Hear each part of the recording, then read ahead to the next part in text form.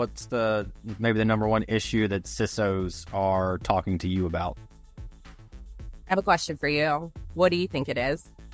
AI, something AI related. I mean, it's like the answer to literally everything. You're so right. And so that is the number one question that I am getting right now. This episode is brought to you by Greenskies Analytics, an audit analytics service provider that works with internal audit departments that have data analysts and are still frustrated with trying to make analytics actually work, aren't getting the expected ROI, who can't break through the communication barrier between the analysts and the audit team, and those that need experienced direction through an audit analytics strategy and process. Those that feel like they've wasted time and money on trainings, aren't getting the value they want, not prioritizing the highest risk areas for the organizations, or have projects that seemingly never get completed. Do you deal with any of that? If you do, go to the show notes of this episode and click the Greenskies Analytics link, or go to greenskiesanalytics.com to schedule a call and understand how Greenskies Analytics makes analytics actually work for internal audit. Hello, everybody. Welcome to another episode of the Audit Podcast. I'm your host, Trent Russell.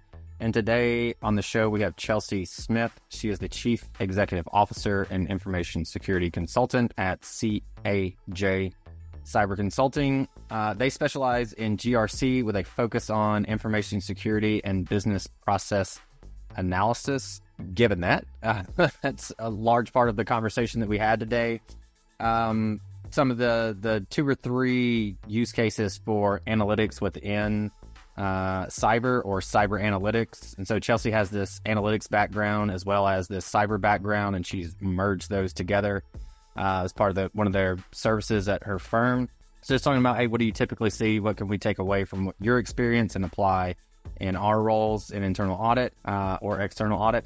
The number one issue that she's been talking to her CISOs about, there is probably no surprise what that answer is, but we do go into more detail around that. And so I think there's a little bit extra there that you might not hear otherwise, as well as anytime we have a cyber person on the show, I always am interested to hear from them because I am not interested in cybersecurity. Like, it just does not make my brain happy at all. I will do what's necessary, but that's about it. And so I always like to ask them and pick their brain and go, hey, all right, what controls or tools or processes should I be following, i.e. the listeners as well, be following in our personal lives to make sure that we're staying secure relative to cyber risks. And then usually those roll over into our kind of 9-to-5 roles for the organizations we work with also. And so how can we take what Chelsea shares and apply it in our personal lives to make sure we're staying safe out there, as well as to mitigate those risks within our organization. Well, that's it. Here we go. I would imagine, so we were catching up on Altered Conference and the ISACA conference.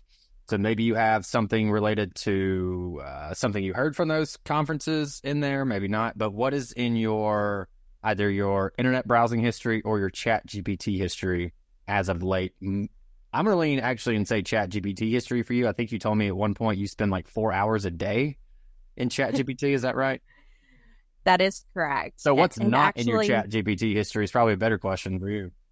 That might be a good question, and I'm excited that you changed that a little bit, but I do have kind of a funny thing. Your browsing history should be empty. You should definitely be clearing that, hopefully relatively frequently. But yeah. And you're saying that as a security person, right? Yes, as a security person. Security, privacy, even though they're not the same thing, they are deeply related. So absolutely, I think that you should be clearing your browsing history mostly from a security perspective, but definitely from a privacy perspective as well. Okay, I definitely don't do that. Why should I/anyone listening do that? So if anyone were to get a hold of your browsing history, which is actually not uncommon, people like to click on things, and those things that they click on, sometimes we get a little click happy, and that's okay, to an extent, except for often that results in information or data being compromised in some way that we may not have necessarily expected. And so your browsing history may show places that you visit, maybe places that you have usernames and passwords. Maybe those usernames and passwords are used on other websites that may have more critical data. it just provides a lot of access to information that you don't necessarily want to share. So from a security standpoint, we definitely clear that. It's an automated feature in our browser tools. We push that out to all of our endpoints. So none of our employees' browsing history is maintained within the browser. Got it. Okay, perfect. We're already getting into some good security stuff. All right.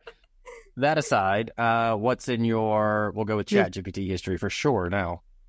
Yeah. So I'm going to preface this just a little bit. So I started using ChatGPT back in 2022 when it first came out. And when I started using it, I was working at the University of Tennessee. I loved my time there. I taught a lot of courses, and those courses were related to emerging technologies, specifically related to how we implement those technologies into our business processes and how we protect them. And so I started using that because I thought, wow, everyone's going to start using this tool very, very soon. And we have to figure out, is it safe? How do we make it safe? And also, how do we protect the integrity of learning? How do we protect the integrity of information that's coming from it?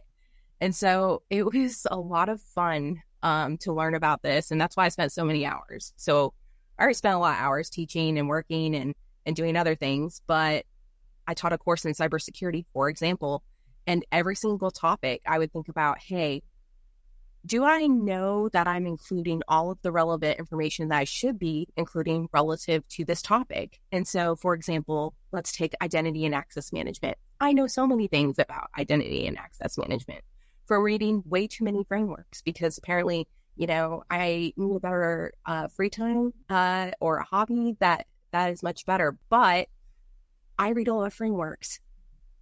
What this allowed me to do was break down that topic into a mind map. And so we took access management and we thought about, oh my gosh, here are all the sub-subjects that you should consider when we think about access management as a whole. And here is everything you should think about relative to assigning an identity and making sure that it's unique. Here are all the methods of authentication. Just so you know, there's not 3, there's actually 7. And it just goes on. And you can use it as a tool. I like to say that it's not just artificial intelligence, it's thinking about it as a knowledge augmentation. I've heard other people say this as well. We use it to help us to learn faster than we would normally because we can do a Google search, but are those outputs the most efficient way to digest that information? So I use it as gap analysis. I used it for policy template development. I used it for process guidance. I used it for writing my emails because historically my emails, maybe they didn't include all the pleasantries. So it helped me make sure that they were nice and professional and included all of my thoughts in a clear and consistent manner. So my ChatGPT history would cover probably every single subject from a high level that you would see in any cybersecurity book for sure, but also IT audit, data analytics. We cover so many subjects. I also use it for training my staff. They have a lot of questions. They can't ask me those questions all the time. So we used a cybersecurity tutor. We built one of those and allowed them to ask those questions. If I'm not available, they still have a resource they can use. Now, just like in audit, we trust but verify. Yeah, that's something that a lot of people had to learn throughout the use of ChatGPT. We take that information that it provides and we think about, okay, how can I validate that this output is actually correct? So we verify that through other methods, but it's a good starting point for learning any new topic.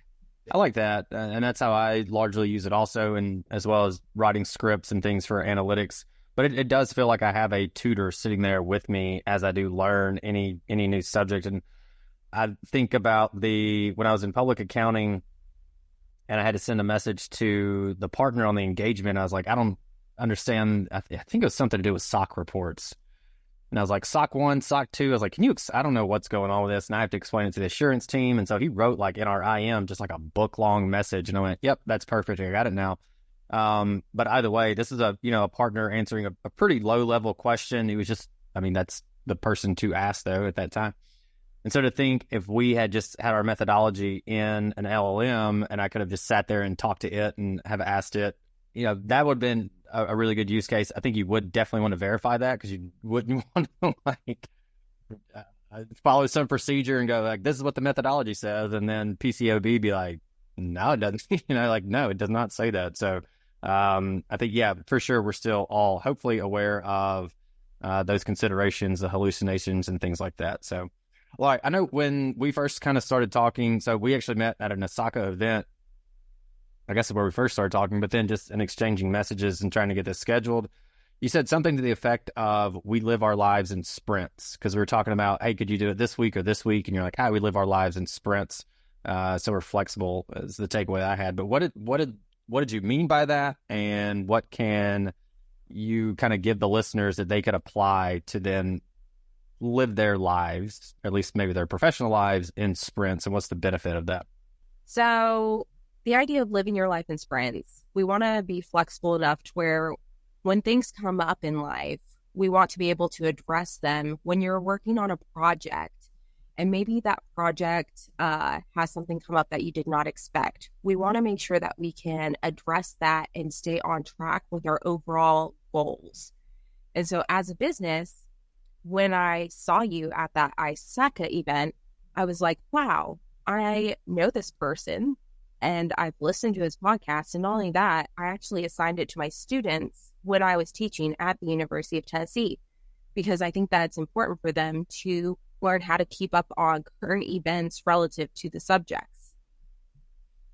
So I think that's important that we remain flexible. We're willing to make changes as they are needed. All right. So how can other people make sure that they are able to live their life in sprints if they so choose? It's not a lifestyle for everyone. So the way we do it is we take everything that we have to do, whether that be a specific project, a client, if it's relative to our business goals, we literally take everything that's task related, project related, and we write it down. We then take each of those and we evaluate them on a weekly basis. During this weekly basis, we put all of these things in either backlog, we put it in sprint, in process, review, or done. So if you're familiar with like Agile approach or Scrum, it's very much like that, where we move each task across the board until it's completed. At times, we may have to move something back to the sprint or back to the backlog if we have very important items that happen to come up throughout the process. And so at times, we just have to be flexible and be able to say, hey, we're going to make this change. We'll move this, what we had planned for this week, we're going to move it to a different week and take the opportunities that we have to accomplish, our overall goals. Got it. All right. I appreciate that. I don't live my life in sprints, but definitely the 8 to 5 work life is definitely done so that way also. So I have an appreciation for that. And that's why I wanted to ask you. And I think it can be really beneficial for a lot of folks who, I've probably told this story before, but I was on at a conference. There was a CAE panel, and one of the questions was something about Agile. And this one CAE just put his hand up. He's like, I'm not answering any questions about Agile. I'm so tired of hearing about that. Next question, and just went on. So I know people are tired of it, but my recommendation has always been, don't have to go like full Agile, but there's a lot of concepts in there that are very easy to understand. Something as simple as a Kanban board, like just do that piece, if nothing else. And it makes your life a lot easier and add some structure to it also. So anyway, I'm a fan of that approach. Also, appreciate you sharing your thoughts. Okay. So you're in cyber, and then within that also you have an analytics background, and so you've married those two together at your firm. What would you say are the top 2 to 3 use cases relative to cyber, what I'm going to call cyber analytics? Yeah. So data analytics relative to cybersecurity has been around forever. Like, as long as I've been working in this business, so since we've had cybersecurity, we've collected data and analyzed that data to see how effective our security is. That being said, I feel like there are unlimited use cases, and we do so many. But if I had to pick the top 2 or 3 that we've been working on with our clients, I would have to say that risk management is definitely up there. For risk management, we ingest our data from our different inputs, such as business impact assessments, incident management, events that may occur, if an employee reports something, or with even like a change. Sometimes if we have business processes that maybe could run more smoothly. We also have inputs from our customers and our vendors, and we need a way to define what this data needs to be that should be feeding into our risk assessment so we can actually analyze the risks that are relative to our business. And we do that ingestion. We prioritize the risks based on which systems they tie to. So we integrate that with another analytics use case that I would say, supply chain risk management. So let's say that we have a vendor risk that comes up. Maybe it applies to our customer environment. And depending on the breadth of our systems and the impact that we may see, we can adjust that risk score and prioritize the actions that will be performed relative to addressing that risk in a timely manner. So I would say risk management is a huge one. And then also supply chain risk management. We use things like vendor scorecards, vendor assessments, either performed by external parties. We use their SOC reports. We use their penetration tests if they'll give them to us. And we ingest all of that data in order to understand a vendor's risk profile. And if they don't give us that data or any data relative to security, we ask ourselves how secure we think that they are. We also do. How do you take this unstructured data and use it in a way that you can analyze it and produce some kind of quantifiable result? Yeah, so that's the fun part actually for me. So we make it to where there's a few different ways, and it depends on the organization because we really focus on customizing our solutions. So one thing is we can use OCR and NLP technology. So this technology has the ability to basically read in a document and then translate it to a state where the computer recognizes it as text. And from there, we can then query the document itself to say, hey, did this particular client have any exceptions noted? I say client, vendor, have any exceptions noted that we should feed into our risk assessment? So we take that and we put it into a cell for analysis. So obviously, if it has exceptions noted, we're going to raise a flag. Anytime we have a flag raised, it's just something that we're going to follow up on. So even though there is still that human element piece where somebody's going to look at it, but it sees it so much faster than we would otherwise. But that's just one example. So we can also do a Google alert relative to security. And this is more for active monitoring, where let's say that the vendor and a series of specific words relative to security breach or privacy breach or something else happens, and we can ingest that information, and that can automatically create a record. So upon alert, upon showing up in Google, it can generate an alert that will create a record in your security event file, and then you can do a manual evaluation of that vendor instead of the automated one that may be performed quarterly or annually based on your SLAs with your vendor. The third case that I would say is around identity and access management. So with identity and access management analytics, I'm trying to understand, is my user performing the task that he should be performing from the device that he should be performing in the location that he or she should be performing it at the time? So there's a lot of things that go in that we can actually create these data profiles for different individuals to understand, is this behavior that they're currently doing, does it indicate maybe risky behavior or behavior that is not necessarily supposed to be within their job parameters? And so there's so many things that we could use. I think that logging in from your work device is really essential because a lot of your work controls around protecting data are actually implemented on the endpoints that people are working from. So if you use a personal device, automatically that's exposing sensitive data to so much more than it would otherwise. So ensuring that it's on a work device, ensuring that they're in locations that are permitted. So a lot of companies actually require everything to be in the United States. And so it's super important to understand, hey, is my employee potentially traveling somewhere that would put the data at additional risk than it would otherwise? Am I meeting my compliance requirements by where they're accessing the data and what they're doing with that data? So I'm sure you work with internal audit as well, but I got to think CISOs are your kind of the primary folks that you talk to. So what's going on in their head? What's maybe the number one issue that CISOs are talking to you about? I have a question for you. What do you think it is? AI, something AI related. I mean, it's like the answer to literally everything. You're so right. And so that is the number one question that I am getting right now. How do I use AI? How do I protect AI when I do use it? How do I make sure my employees aren't using it?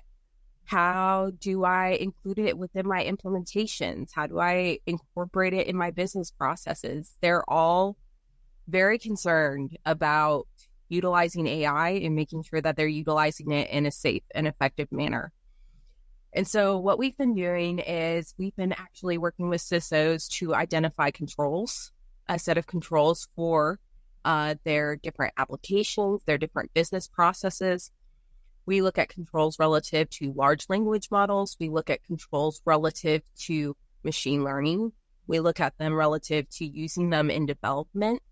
We look at our AI models themselves and see the input, process, output, and see if we see any risk relative to that.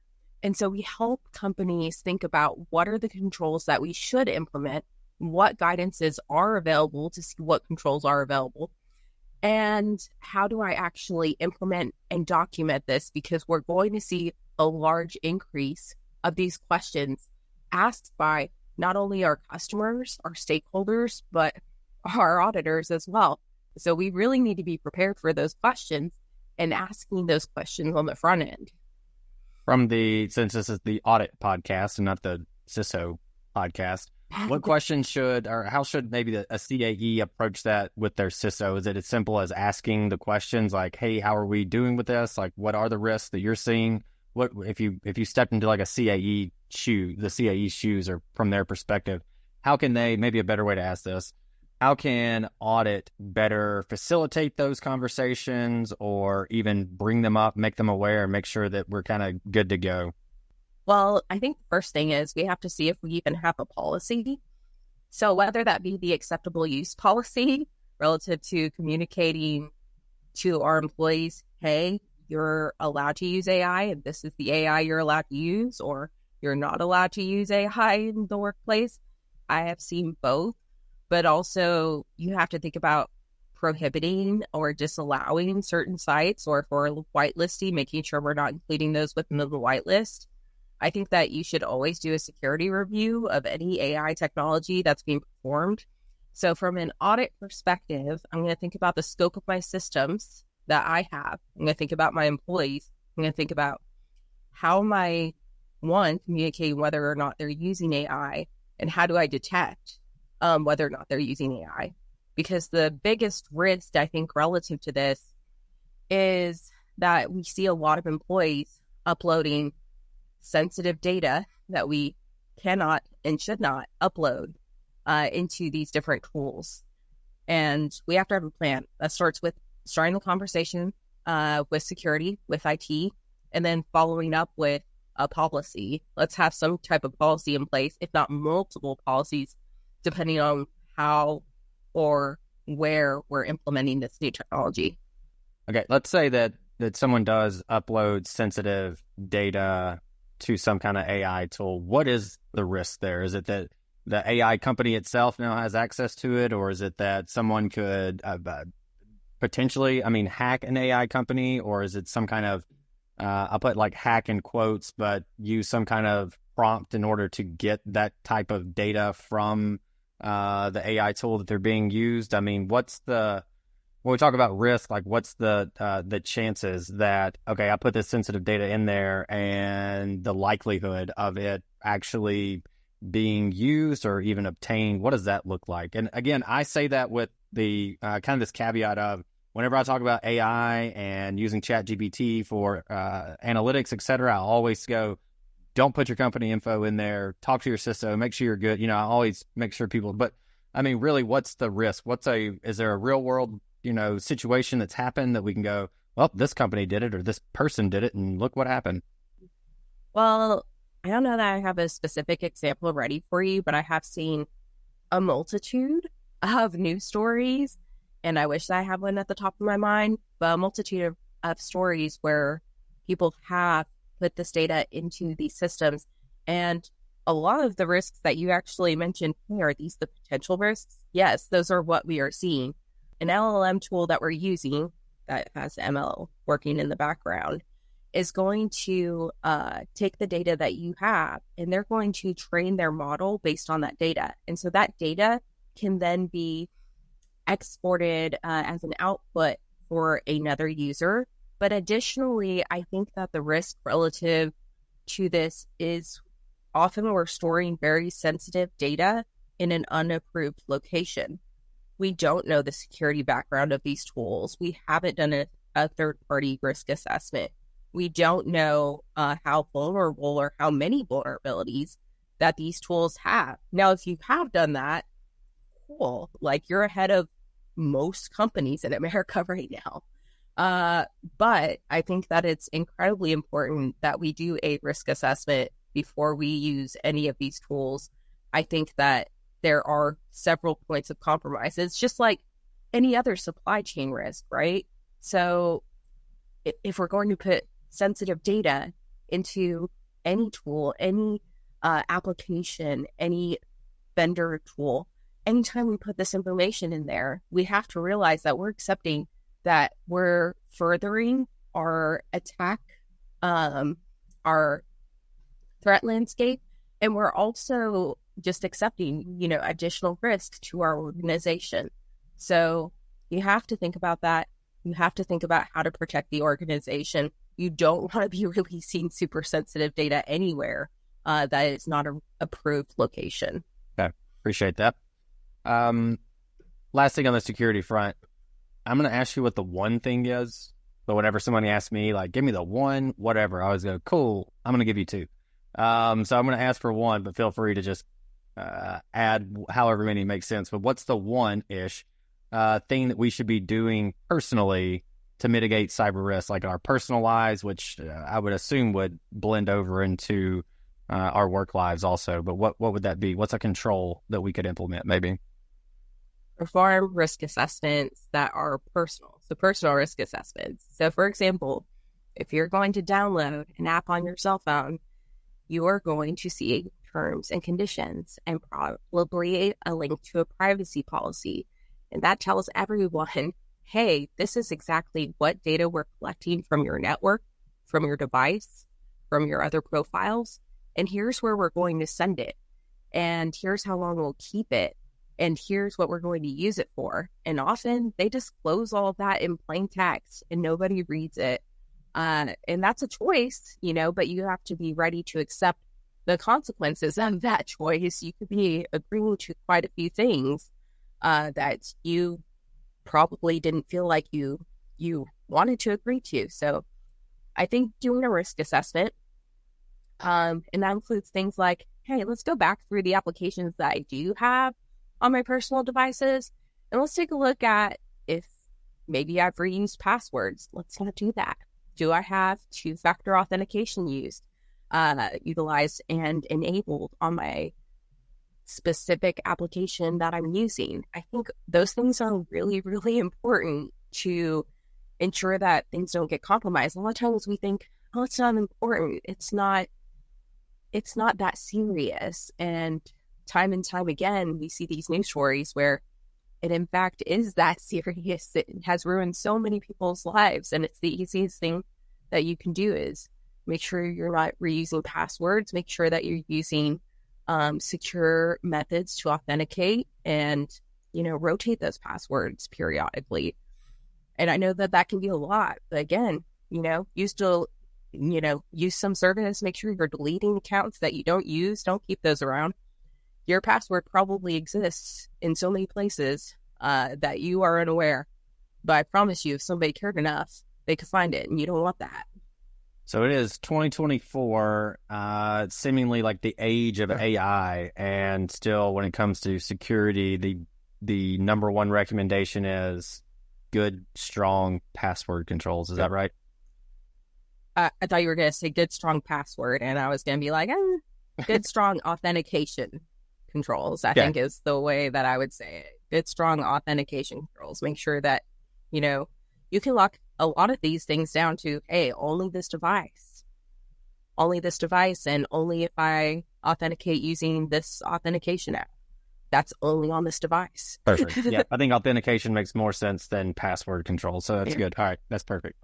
Okay, a lot of good stuff. I always like the practical advice, how to do this, how to do that, and especially in the AI and security world. And then we touched on analytics a little bit in there also. So for me, anytime I can walk away from any of these conversations and go, yep, I learned something, that's great, and I can go apply it, I'm appreciative of that, and I'm sure the audience is also. With that said, is there anything else that you want to leave the audience with today? Yes, absolutely. So when I started IT audit, I don't think that I fully appreciated or understood the need for data analytics. I don't think from a cybersecurity perspective, when I first learned cybersecurity, I don't think I fully understood the need for data analytics. And so real quick, we're going to just talk through. Here's how we figure out what we're going to do, what we're going to analyze. So first thing, you need to identify the problem or the goal. All right. What am I trying to achieve? What business process are we trying to do? What information do I need in order to be successful? So number one, we're going to identify the problem or the goal. Number two, we're going to figure out what data I need to answer that question. Do I have access to it? Where is it? How do I pull it? How do I extract it from a system? If I need to do some type of cleansing of the data, how is that going to take place? And then how can I aggregate all of that data and normalize that data in one location? And sometimes you have to pull in people that specialize in this, but hopefully you have access to data analytics teams that can help you with this. So once we figure out what's the problem, how do we extract, transform, and load that data? How do I get access to that data? We're then going to perform some type of analysis. And so this is where we need to know, okay, we've got the data, we've cleaned it. That's 90% of the work, believe it or not. Now, how are we going to use this to answer a question? And sometimes that is using just standard diagnostic analytics, but sometimes it's machine learning, AI. Sometimes we use it to help us to make decisions. And then once we perform that analysis, we're going to output that in some way that's useful. So I like to say that people learn different ways. So make sure that I would perform some type of visual, perform some type of report, and, make that information as succinct and clear as possible. And then ask for feedback. Is this what you had expected? Does this solve the problem? And that can produce a real cycle of, making sure that we have effective audit and effective analytics in our cybersecurity as well. Hey everyone, thank you very much for listening to this episode of the Audit Podcast. Whatever platform you're listening on right now, I'm sure there's a subscribe button somewhere, so please hit the subscribe button there. If you're listening through iTunes or Spotify, feel free to go give us that 5-star rating. It only took me about 16 seconds to give myself a 5-star review, and it really helps to get future guests to come on the show, so we'd really appreciate that. Lastly, be sure to check out the show notes and follow us on all our social media channels on Instagram, on LinkedIn, and on TikTok.